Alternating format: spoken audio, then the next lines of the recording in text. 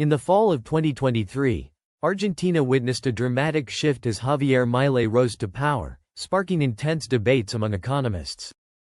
A group of 108 economists, including renowned French economist Thomas Piketty, voiced strong opposition to Milei's economic proposals. Their main criticism? Milei's vision of minimal government intervention, which they claimed would harm the poor by shifting essential services to private providers. But does reducing government spending really make the poor worse off? Let's dive deeper. The critics argued that tax cuts and reduced public spending would enrich private providers while limiting access for ordinary citizens. However, they provided no evidence to support their claim that private provision makes goods and services less available to the poor. In fact, numerous studies show that private competitive provision is substantially less costly than government provision. University of Virginia's Stephen E. Rhodes highlighted this in his book, Comparing Costs of Services like Garbage Collection and Firefighting. If government cuts taxes and spending, people can pay less for goods and services and get more of them. Milei's policies have been in place long enough to see results, and the poverty rate in Argentina has actually decreased. By the last quarter of 2024, the poverty rate fell to 36.8%, 5 percentage points below the rate in 2023.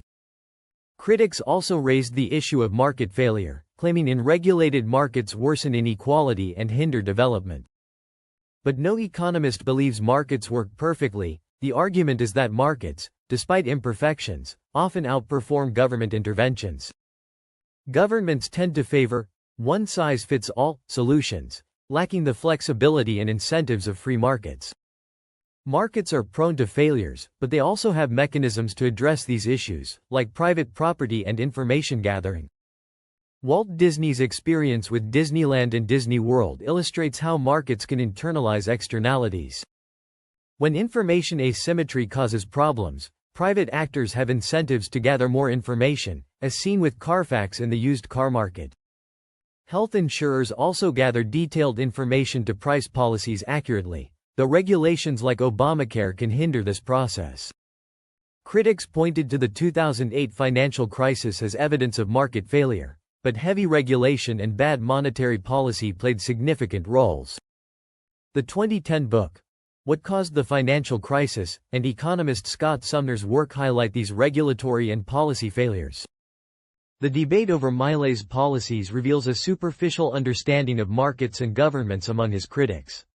Will they reconsider their views? Only time will tell.